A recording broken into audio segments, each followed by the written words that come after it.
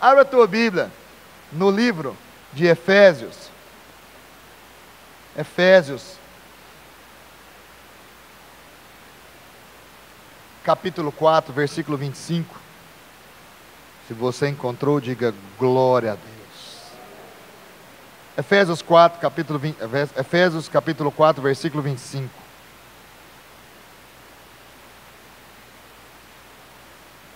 Todos acharam?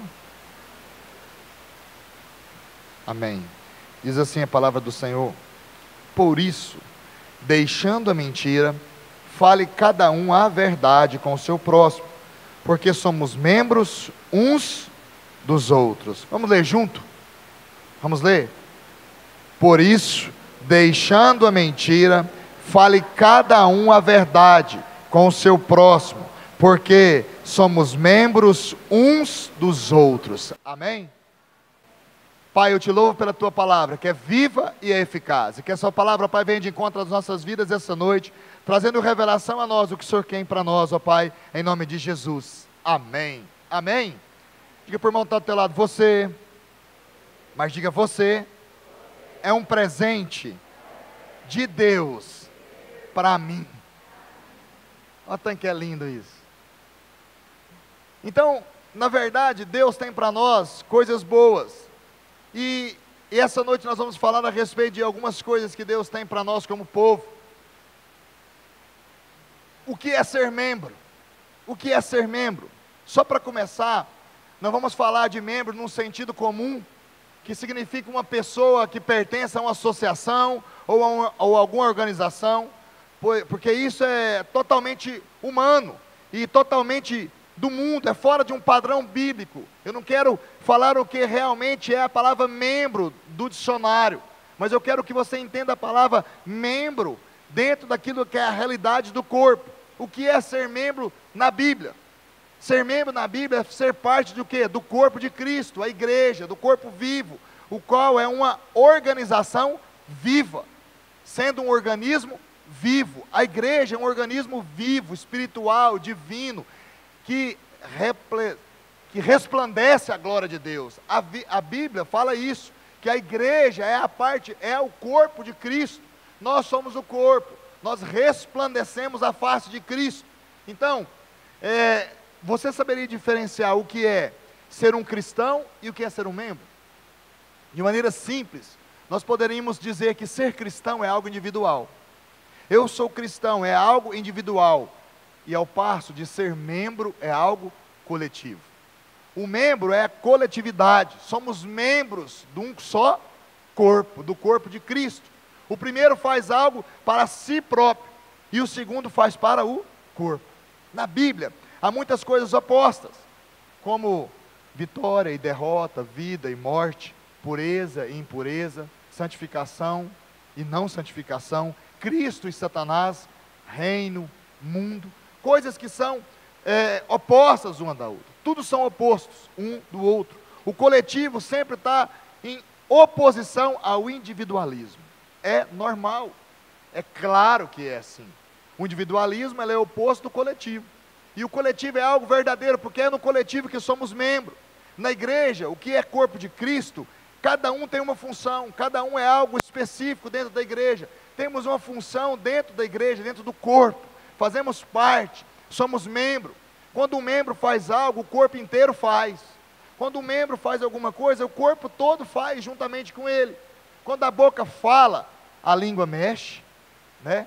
A mão trabalha, as pernas se movem, os pés se firmam e o corpo se movimenta. Mas tudo em função que foi primeiro da fala, da boca. Então, todo ele trabalha junto. Quando o coração bombeia, ele bombeia sangue para todo o corpo, ele trabalha para ele, mas ele injeta no corpo todinho a porção dele, do trabalho dele. Há duas coisas distintas no reino animal. Vou te dar um exemplo sobre isso. As borboletas e as abelhas. Todas as duas têm a razão para viverem, é óbvio, mas fazem de forma diferente. Muitas das vezes existem pessoas individualistas, como as borboletas, que vão de flor em flor buscando néctar para si mesmo, e vivendo de flor em flor, totalmente um caminho individual para ela. Alimentação para ela, mas de certa forma egoísta, só pensa nela. deveríamos ser, contudo, igual às abelhas, que buscam também o néctar de flor em flor, mas não somente para se saciar individualmente, mas para quê? Para alimentar a colmeia. Os membros entendem, e eles devem entender, que vivemos para alimentar um ao outro também. O sentido da nossa vida é servir uns aos outros. O que Jesus fez quando ele estava junto com os seus discípulos, quando ele foi fazer a última ceia, a Bíblia fala que ele apanhou uma toalha, apanhou uma bacia e foi ter com eles. E a hora que chegou lá, ele falou assim: eu vou lavar os pés de vocês. E Pedro falou para ele: não, senhor, não lava meu pé não. O senhor não pode lavar meu pé. E ele disse: Pedro, se eu não tiver que lavar seu pé, você não vai ter parte comigo no corpo. Aí ele falou: não, senhor, não lava só o pé não, deixa eu tomar banho também. Aí Jesus falou para Pedro: aquele que já está limpo, basta simplesmente lavar os pés. O que Jesus está querendo dizer para ele? Eu já te purifiquei, agora eu quero te ensinar a servir.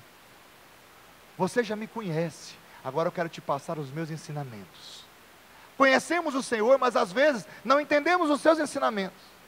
Conhecemos Jesus de alguma forma, mas não entendemos o que Ele quer passar para nós. Podemos pensar que tudo isso veio simplesmente por causa da chegada de Jesus. Não, pastor, então nós aprendemos a servir, porque tudo isso veio por causa de Jesus. Servimos porque aprendemos com Jesus a servir. Jesus ensinou-nos a servir. É óbvio que sim, é claro, é verdadeiro, que Jesus nos ensinou a servir o irmão. Até em Lucas 10, 27 diz o quê?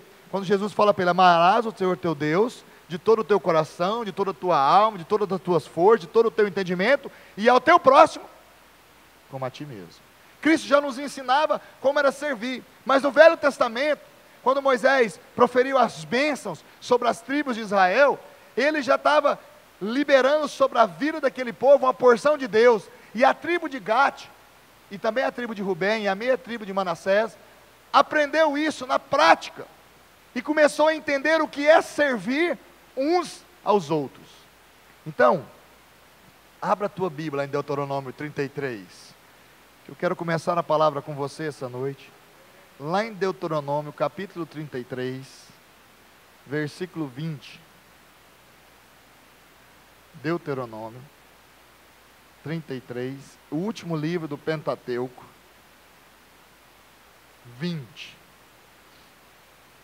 amém? O quinto livro da Bíblia, Deuteronômio capítulo 33, versículo 20, ele fala para a tribo de Gade: disse a Gade: bendito aquele que faz dilatar Gade, o qual habita como leoa, e despedaça o braço e o alto da cabeça. O 21, não,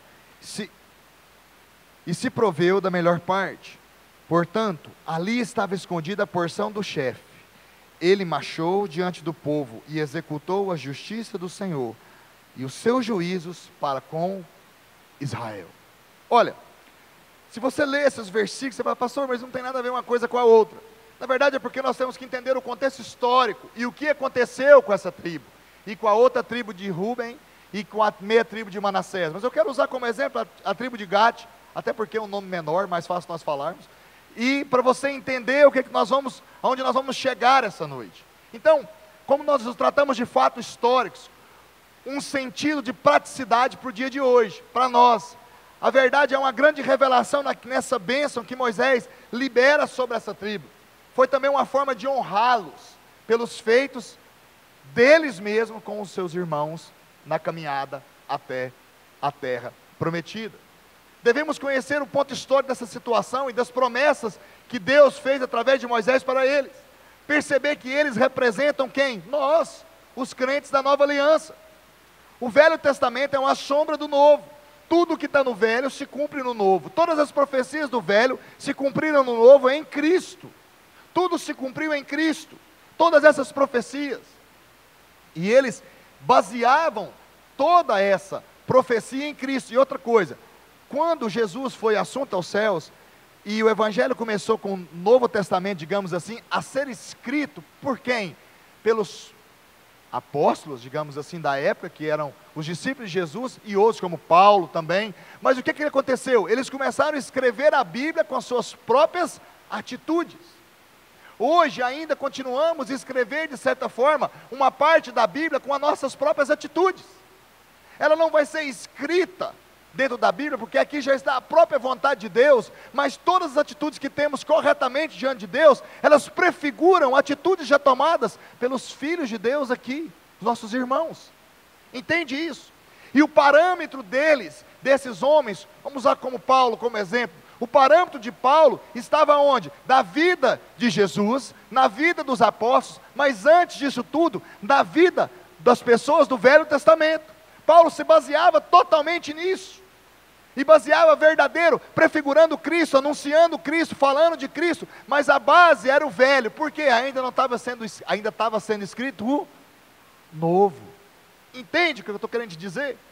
Há uma força diferente na nossa vida, porque hoje temos parâmetros para nos apoiar, e o parâmetro é a palavra de Deus. Então, nós, os crentes dessa nova aliança, somos um povo baseado aonde? Na graça e no amor de Deus por nós. A graça e no amor de Deus por nós. Ali naquela região leste do Jordão, o povo havia derrotado seus inimigos, antes de chegar na terra prometida, ali no Jordão, lá em Deuteronômio 3, de 1 a 13, você pode ler os reis, que eles tinham sido vitoriosos sobre eles. O povo havia logrado êxito, antes de chegar ao Jordão. É como se aqui tivesse o Jordão, e de cá do Jordão eu batalhasse com alguns reis, para atravessar o Jordão. Então o povo de Israel batalhou com os reis de cá, venceram, para depois passarem o Jordão. E esse povo estava ali, e eles venceram essa luta. Era uma região boa, uma região lucrativa, vasta, e algumas tribos de Israel olharam para aquele lugar e quiseram ficar ali. E essas tribos eram a tribo de Gade, a tribo de Rubem e a meia tribo de Manassés. Lá em Deuteronômio 32, 33, você pode ler isso. Então, e foi se cumprindo a promessa de Moisés sobre Gade, a posse da terra para essa tribo. A promessa de Deus se cumpriu para Gade, e essa tribo era como se fosse uma leoa, como nós lemos aqui. Bendito é Gade, o qual habita como leoa, um animal que sai à caça, vitorioso. Ele deleita-se conquistando o território, derrotando os seus inimigos ali, e o inimigo do povo, que era o inimigo de Israel. Assim essas duas tribos e meia tomaram herança antes das outras tribos. Tomaram uma porção de terra antes das outras tribos, porque decidiram ficar ali. Acharam aquele lugar proveitoso, tendo desfrute antes dos seus irmãos. Antes dos irmãos cruzarem o Jordão e entrarem na terra prometida, em Canaã, aquelas duas tribos e meia acharam que ali era o seu lugar. Agora, traz isso para os dias de hoje, naturalmente falando. Muitas das vezes isso acontece conosco. A nossa vitória, ou de alguns irmãos, chega primeiro do que de outros. E muitos param de caminhar, justamente por isso.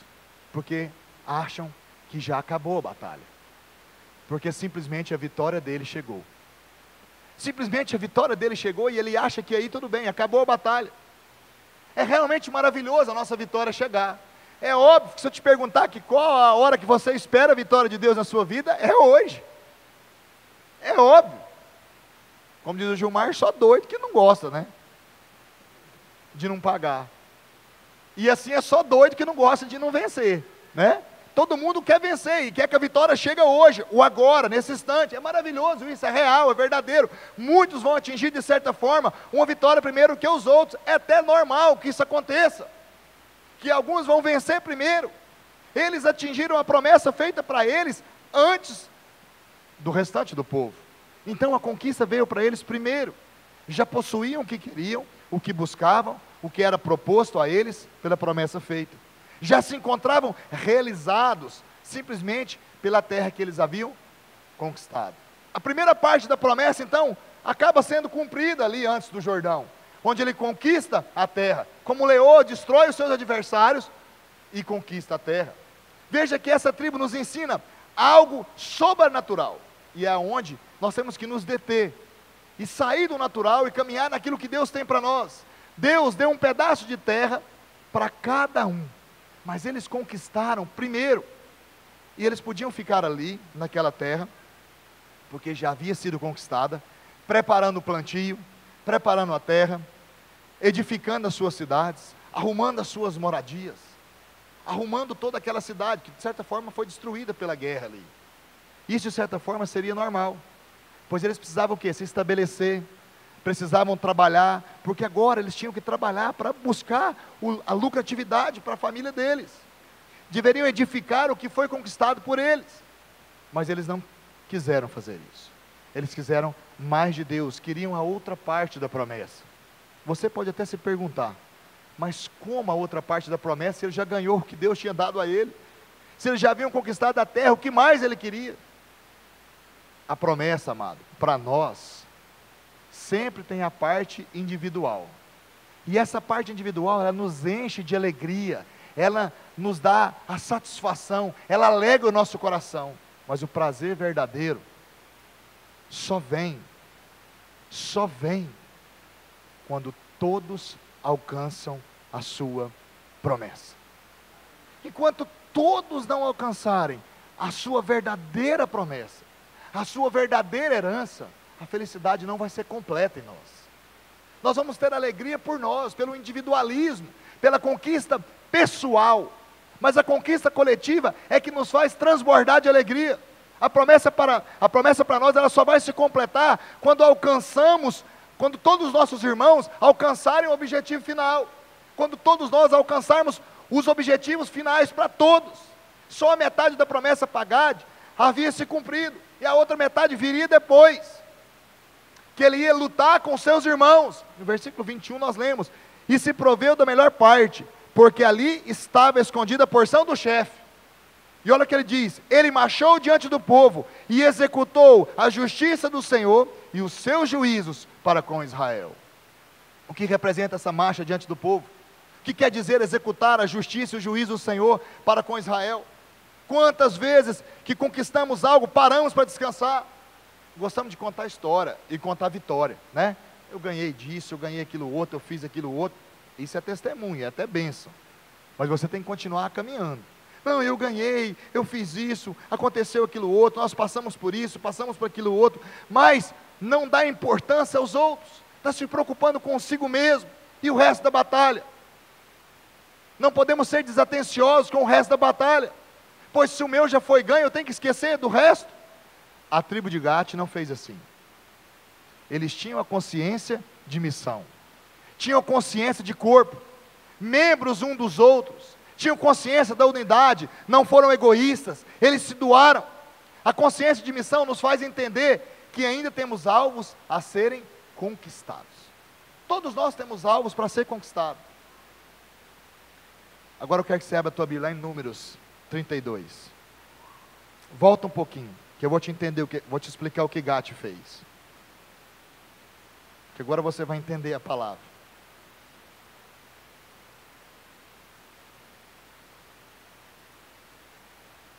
Números 32, para aí. Nós vamos ler alguns textos.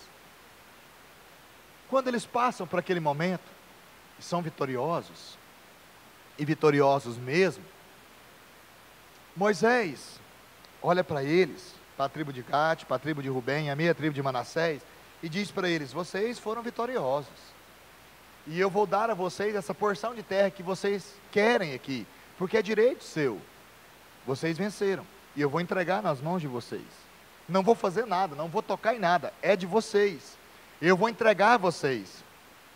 Agora, no capítulo 32, do versículo 6, diz o seguinte, porém Moisés disse aos filhos de Gade e os filhos de Rubem, irão vossos irmãos à guerra, e ficarei vós aqui? Olha o que Moisés fala para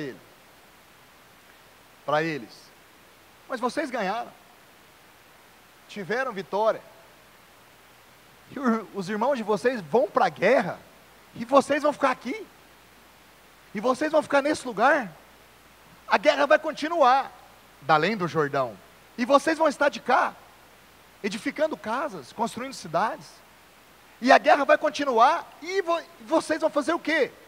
Aí eles respondem a Moisés, chegaram até ele, a Moisés, e disseram, edificaremos currais aqui para o nosso gado, e cidade para as nossas crianças, porém, nós nos armaremos, apressando-nos adiante dos filhos de Israel, até que o levemos ao seu lugar. E ficarão as nossas cidades, ficarão as nossas crianças nas cidades fortes, por causa dos moradores da terra.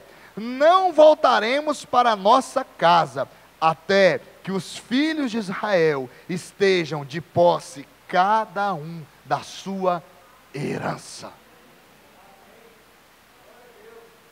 Isso é consciência de missão. Fala, olha, que nós ganhamos não interessa. Enquanto cada um não tiver como nós estamos hoje, com a sua terra nas mãos, com sua família estabelecida, com o seu lugar proposto, nós não pararemos de guerrear. E mais, porque já conquistamos, nossas casas estão feitas, nosso gado guardado, nossos filhos em casa, iremos à frente do povo para dar a eles a vitória. Não amaram sua vida, amaram o outro. Amaram o outro. Foram além de um mandamento específico. Excederam. Ou seja, eles não descansaram, abriram mão de desfrutar imediatamente das suas posses, da sua herança, porque já haviam conquistado por causa dos seus irmãos, que não tinha terminado a batalha. Falou, não, nós não vamos ficar aqui parado, Moisés. Você está achando que nós vamos ficar aqui parado? Nós vamos além. Nós vamos passar adiante deles, vamos nos armar, vamos nos tomar de força, e vamos passar adiante deles, e iremos adiante deles. Para quê? Para que cada um se estabeleça na sua porção de terra, na promessa da herança dada a cada um. Isso é um exemplo para nós. Nós da nova aliança. Eles sabiam que eles não iam se acomodar, e se eles se acomodassem, de certa forma o exército ficaria fragilizado, com menos homens para a batalha seguinte. Eles não olharam para os seus interesses pessoais, marcharam à frente do exército, não ficaram atrás, foram para a frente do povo, porque eles poderiam ir atrás do exército, né? Ia para a batalha e pensavam, não, eu vou ficar aqui atrás, que vai que uma flecha me pega, então deixa eles lá, eu vou ficar quietinho aqui atrás, eu estou na batalha, mas eles não fizeram isso. A Bíblia diz que eles responderam a Moisés, nós nos armaremos, e vamos nós na frente deles, porque nós já somos vitoriosos, e os nossos irmãos ainda não ganharam nada. Nós já podemos deitar em casa e dizer, logramos êxito, porque o Senhor já nos deu porção de terra, mas os nossos irmãos não fizeram ainda nada, não conquistaram, então nós temos que conquistar com eles. Veja, que eles não se escondem da batalha, eles vão para frente. Eu não posso parar até que tudo mesmo, já tiver conquistado. E cada pedaço de terra já foi dado, eu não vou parar, eles disseram. A terra era promessa de estabilidade, de prosperidade. A tribo de Gad já havia conquistado, eles abriram mão disso, para todos alcançarem juntos a mesma porção, a mesma herança. Seus irmãos não conquistaram. Então, se o meu irmão ainda não conquistou, eu também não conquistei. Amado, quantas vezes paramos de marchar, somente pelo fato de conquistarmos um pedacinho de terra? Tive uma pequena vitória e eu falo, nossa, eu ganhei. Quando acaba um jejum, todo mundo fala, nossa, graças a Deus acabou o jejum. Ele nem não lembra que vai começar outro. Nossa, graças a Deus parou aquela oração cumprida, ai, ai, ai. Mas ele não entende que eu tenho que continuar orando. Entende isso? Ele não entende que o processo na vida dele é contínuo. Que não é porque você fez jejum essa semana inteirinha, que na outra semana, na outra, e só o ano que vem você vai fazer jejum de novo.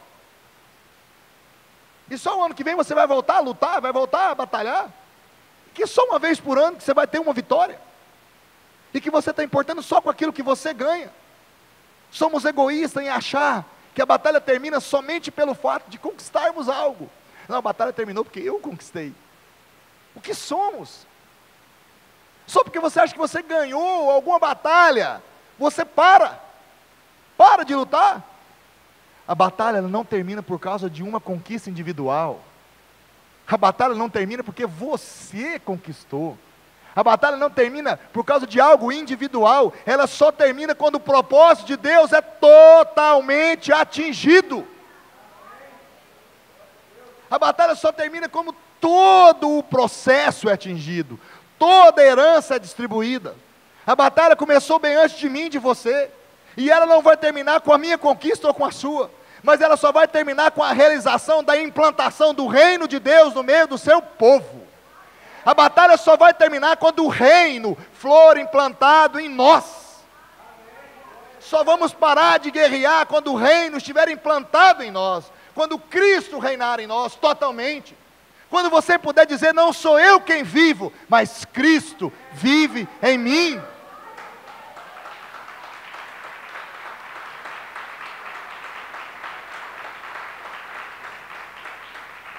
Ela só termina quando o propósito é atingido.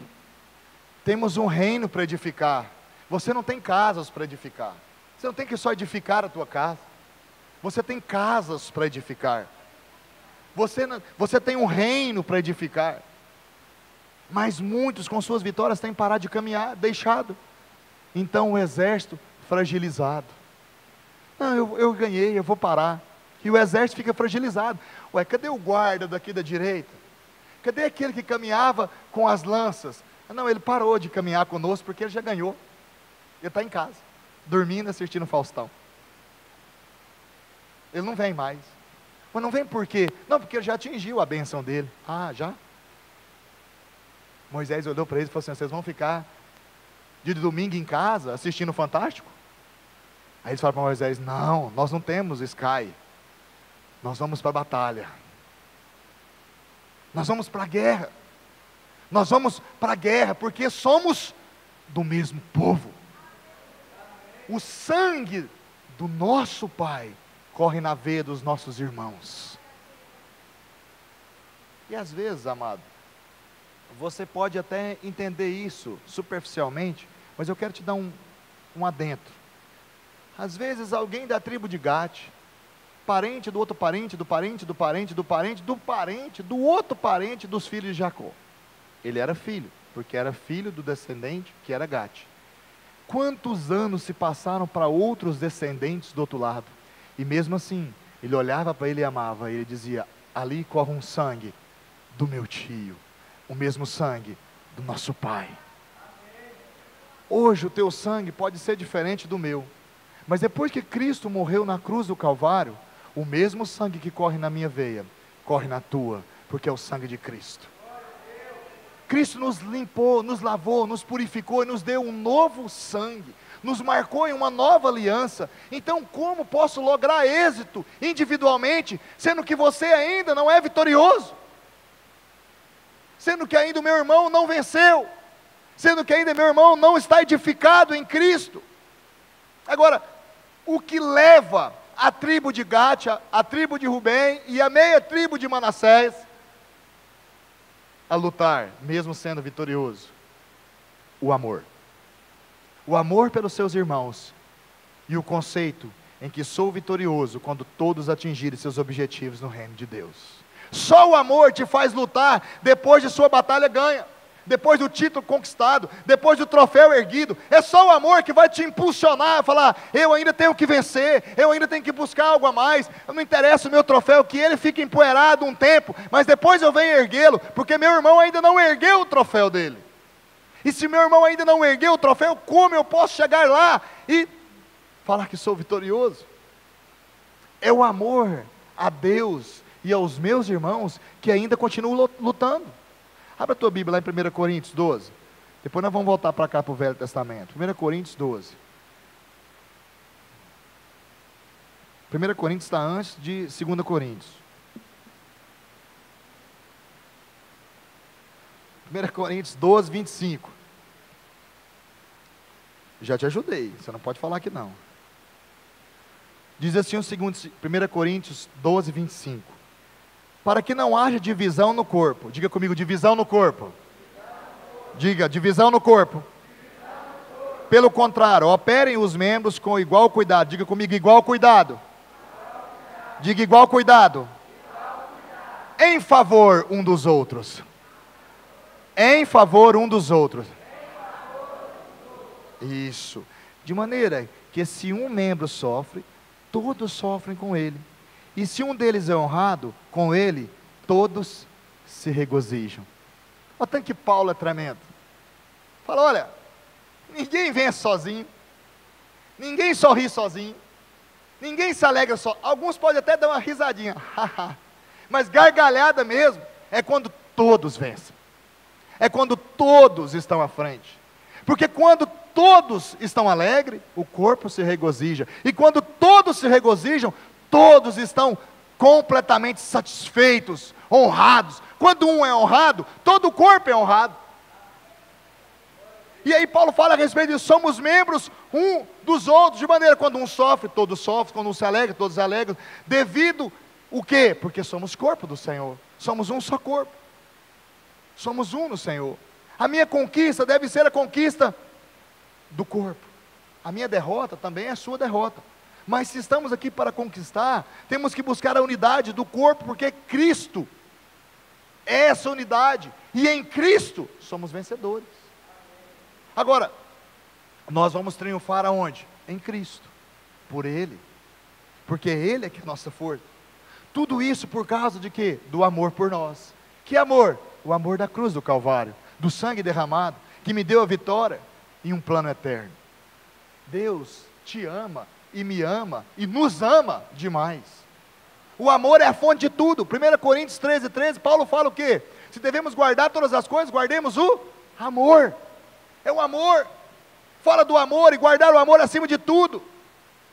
Quero lhe falar que se você ainda está na luta por algo, não desista, não desista, porque estamos juntos para conquistar o território que Deus nos deu como herança. Você não luta sozinho, nós temos que lutar como igreja. Se o teu território não foi conquistado, é porque nós também não conquistamos. Pastor, mas eu vejo que alguns já conquistou, mas ele não conquistou completamente, porque você ainda não entrou na sua herança. Era isso que a tribo de Gad teve a concepção, também a tribo de Rubem e a minha tribo de Manassés. Porque não estamos juntos, simplesmente por estar, estamos juntos para conquistarmos juntos. Sua conquista é muito importante para você, mas também é importante para mim, pois ela é que nos une cada vez mais. É a sua conquista que me faz vencedor. Vamos fazer um adendo para você entender. Se você conquista, você é vencedor. Se você conquista comigo, a minha conquista te faz mais. Entendeu? Por isso Cristo fala, eu conquistei e sou vencedor, mas em Cristo somos mais que vencedores. Entende isso? Em Cristo somos mais, porque eu conquistei o que meu irmão também conquistou. Eu sou vencedor demais. Eu sou muito vencedor. Temos um objetivo que é reinar com Cristo, e temos que reinar com Ele, mas para reinar, temos que entender que somos membros um dos outros. Muitos sabem de memória o que está em João 3,16. Deus amou o mundo de tal maneira que deu seu Filho unigênito, para que todo nele crê, não pereça, mas tenha vida eterna. É tremendo, mas poucos sabem o que está escrito em 1 João 3,16, que diz, nisto conhecemos o amor, que Cristo deu a sua vida por nós, e devemos dar a nossa vida pelos nossos irmãos. Pesado? Isso foi o que fez a tribo de Gad, da velha aliança. Estavam prontos para dar a vida por seus irmãos. Lutou pela terra ainda não conquistada dos seus irmãos. E só parou quando tudo estava conquistado e todos estavam estabelecidos como eles estavam. Isso é amor verdadeiro. Isso é amor verdadeiro. A nossa luta não pode parar até todos atingirem os seus objetivos no reino. O meu objetivo só vai ser alcançado quando você atingir o seu objetivo. Somos um corpo, somos membros um do outro. A sua luta é a minha batalha. Quando eu sou vencedor em minhas batalhas, me alegro, mas a felicidade completa só vai vir sobre mim quando atingimos junto um só objetivo, como corpo. Somos um corpo e como tal, caminhamos juntos. Se choramos juntos, vai chegar uma hora que vamos nos alegrar juntos. Entende? Agora, eu já quero te passar algo diferente. Abre lá a sua Bíblia em Josué. Você está vendo que hoje nós andamos muito sobre a Bíblia. Josué capítulo 3. Porque ela completa essa história. Versículo 13. Vamos ler dois textos. Depois de Moisés morto, Josué assume o povo. E tem como objetivo o quê? Levá-los ao seu destino. Porém, como eu te disse, quando houve aquela primeira batalha, e ficaram as 2,5 tribos de cá, havia o Jordão. Eles deveriam passar o Jordão para continuarem a batalha. E o primeiro embate para Josué era passar o Jordão. Porém, Josué estava à frente do povo. Aí Josué 3:13, e depois vamos ler o 17. Josué 3:13 diz: porque há de acontecer, que assim que as plantas dos sacerdotes, que levam a arca do Senhor, o Senhor de toda a terra, pousem nas águas do Jordão, sobre elas cortadas, a saber os que vêm de cima, e se amontoarão. Versículo 17. Porém os sacerdotes que levavam a arca da aliança do Senhor, pararam firmes no meio do Jordão, e todo Israel passou a pé enxuto, e atravessou o Jordão. Olha o que Deus falou para Josué: vem, ser forte e corajoso, vem, pega esse povo, e eu vou dar a herança a esse povo.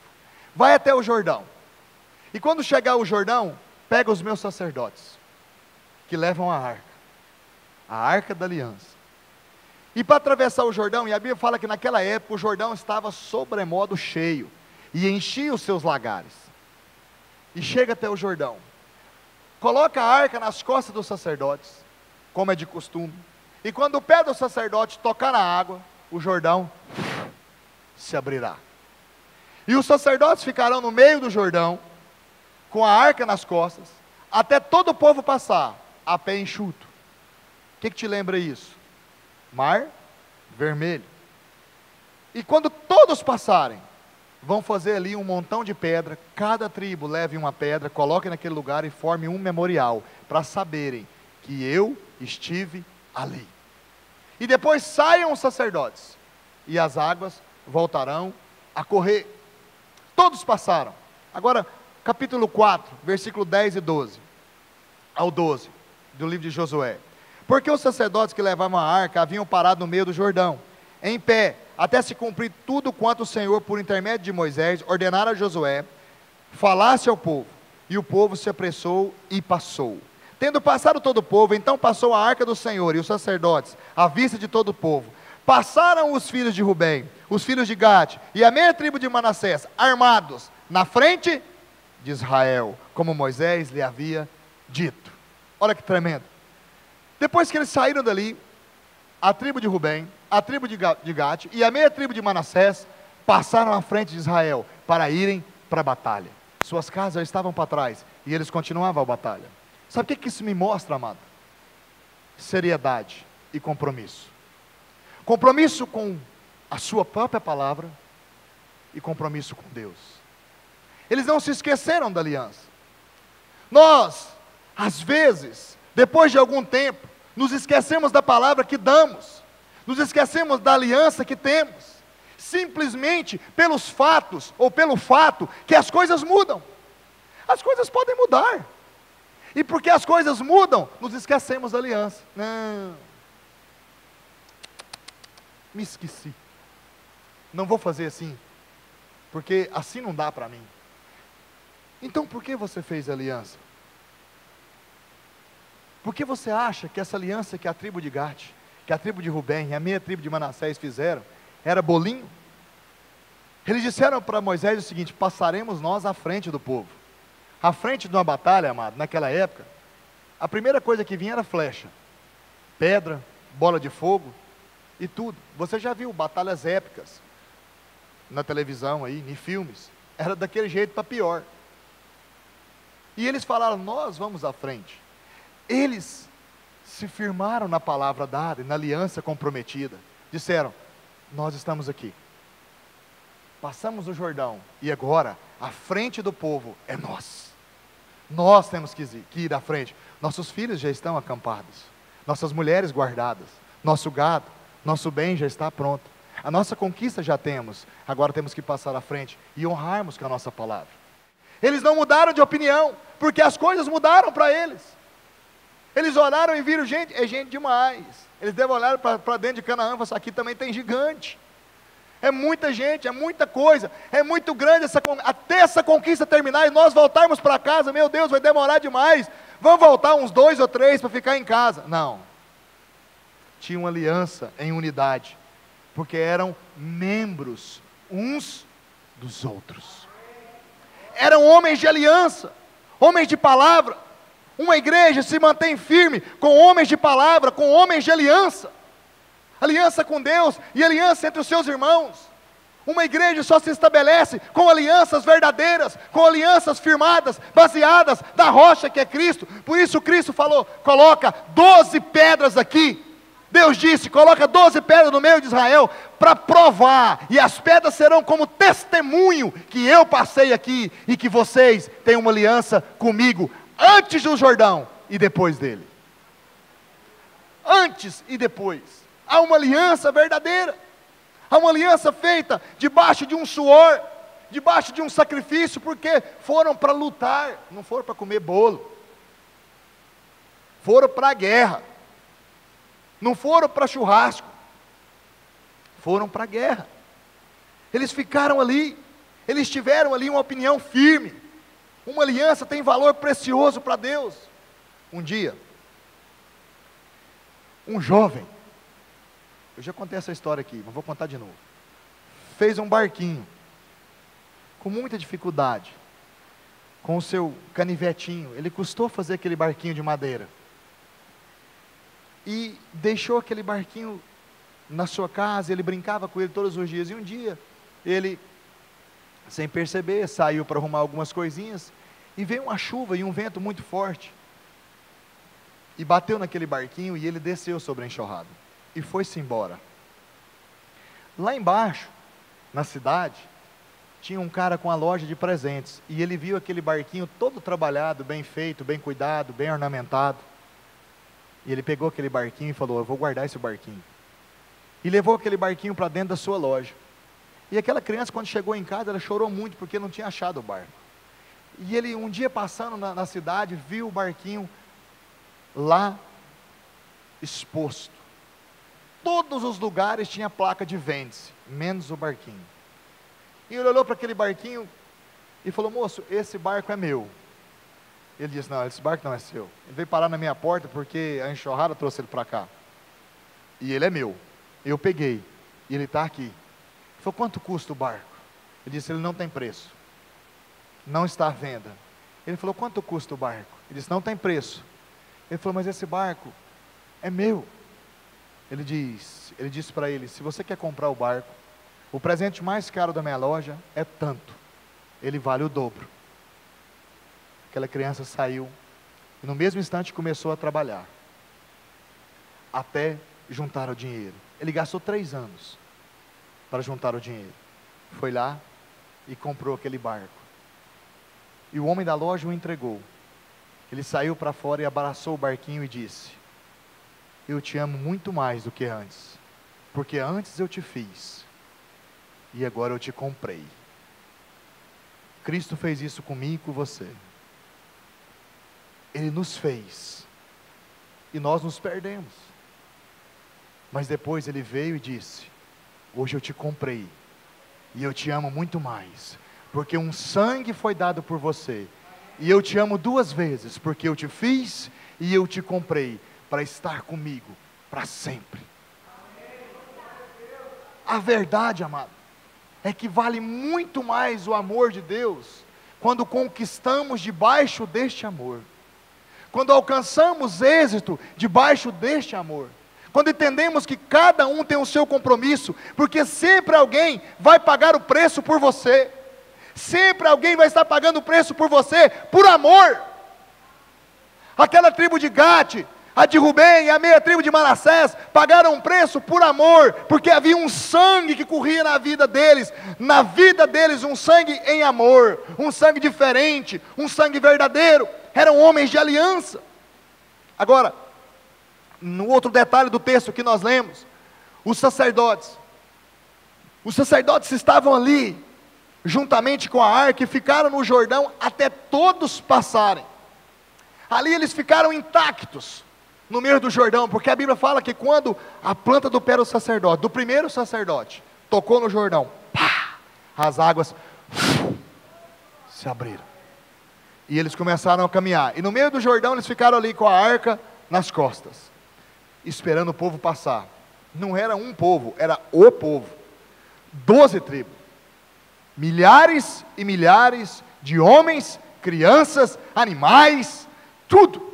E eles ali ficaram, intactos, vendo tudo acontecer, suportando o vento, o frio ou o calor, suportando o peso da arca, suportando até todas as tribos do Senhor passarem de um lado para o outro, até todos atingirem o seu objetivo do outro lado do Jordão. Existem pessoas que são colocadas por Deus para suportarem essa pressão, para suportarem esse peso, o peso de você passar enxuto até chegar à sua batalha, um peso de levar você a passar o Jordão até chegar no dia da batalha. Os sacerdotes ali podiam ter pensado: como é pesado suportar tudo isso, ninguém fala comigo, todo mundo passa aqui correndo, quer chegar do outro lado, morrendo de medo da água vir, mas eu estou aqui, ninguém conversa, ninguém me dá atenção, ninguém me dá algo para beber, ninguém me dá algo para comer. Porém isso pode ter passado pela cabeça deles, mas eles não desistiram, não largaram a arca da aliança, suportaram tudo até o fim, até todos passarem do outro lado, enxutos. Aquelas 2,5 tribos foram para a batalha, e depois de tudo conquistado, eles voltaram para suas casas, edificaram ali o lar, eles receberam uma herança, uma porção. Porém na distribuição das terras, depois se você vai ler o livro de Josué, e você que está lendo a Bíblia vai entender, na distribuição da terra, de todas as terras, não houve porção para os levitas. Você sabe disso? Que não houve terra distribuída para os levitas? Porque o Senhor olhou para eles e disse: a porção dos levitas, a herança deles, sou eu. Eles não vão ter terra, porque eu sou a provisão da vida deles. Eu sou a herança deles. Quando o Senhor te chamou, Ele disse para você o seguinte: eu sou a sua herança. A porção que você procura está em mim. Eu sou o teu sustento. Eu sou a tua porção. Eu sou a tua herança. Eu sou aquilo que te traz vida. Eu sou o Senhor que te mantém de pé e que te leva até as batalhas com uma condição, a condição da vitória garantida. Porque aquele povo entrou numa terra para lutar, mas para lutar sabendo que ia vencer, porque Cristo estava com ele. Amado, cada batalha que você entra, você já entra com um diferencial a mais, você já é vencedor. Cada lugar que você entra na sua vida, cada dificuldade que você tem, quando você entra, você já entra com uma porção dizendo assim: eu sou vencedor, eu já entro ali para tomar posse do que é meu, porque Cristo já venceu na cruz, e eu não abro mão daquilo que é meu. Aquelas tribos entraram ali para entenderem isso. O Senhor disse a Josué: a porção dos levitas, a herança deles sou eu. Isso mostra que os levitas pagaram um preço, para que todo o povo fosse vitorioso. Mas na ótica do Senhor, vitorioso mesmo é aquele que tem a porção nele, ou podemos chamar eles mais do que vencedores em Cristo, pois tinham herança no Senhor. Agora, para encerrar, qual tem sido a nossa herança hoje? Como temos nos preocupado, ou com que temos nos preocupado? A Bíblia diz lá em Apocalipse 3, versículo 15 ou 18, eu sou aquele que sonda mentes e corações, e darei a cada um segundo as suas obras. E também em 1 Coríntios 3, de 13 a 14, diz: manifesta se tornará a obra de cada um, pois o dia a mostrará, porque está sendo revelada pelo fogo, o qual, sendo a obra de cada um, o próprio fogo provará. Se permanecer a obra de alguém que sobre o fundamento edificou, esse receberá galardão. Aonde você tem edificado a sua obra? Na sua herança? A sua porção é o Senhor, amado. A sua porção vem de Deus. Deus estabeleceu em você a porção dele. o que temos edificado? Um reino próprio, onde as minhas conquistas individuais é o que importa? Será que não temos edificado um reino próprio, onde, eu sou vencedor e o que importa é isso? No mundo, isso acontece muito. Não interessa o cargo que a pessoa quer, se precisar dela atropelar todo mundo em uma empresa, ela vai atropelando até ela chegar no ápice da empresa. Será que vale o preço? Será que é isso que você aprende na Bíblia? Será que é isso que o Senhor nos ensina? Será que é isso que vale? Não importa o que eu vou fazer, o importante é eu ganhar. É ganhando e pronto. Não é assim. Amar um ao outro é você saber caminhar junto, é você saber levar junto. Muitos estão feridos, que você tem que caminhar com eles e levá-los a qualquer custo. Um custo alto, é lógico, porque é um preço pago, não podemos ser negligentes. Tem um canto que fala de vem minha noiva, vem viciado, vem drogado, prostituta, e tudo, esses nós temos que pregar também. Temos que edificar um corpo, mas temos que buscar pessoas, temos que ganhar pessoas. E Cristo nos ensina isso.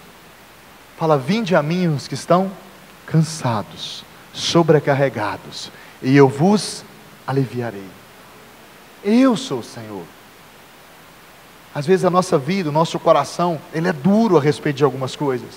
Cada um trabalha em função própria, e não é assim que Paulo fala. Trabalhamos em função do corpo, porque somos membros uns dos outros. Membros uns dos outros. O coração trabalha não somente para ele, ou em função dele, mas para bombear sangue para todos os membros do corpo. Cada batida do coração, ele injeta sangue para todo o corpo. Aprenda hoje a abastecer o seu irmão com a vida que vem do coração de Deus, em nome de Jesus, amém? Temos que ser como o Pai em Cristo é. Temos que ser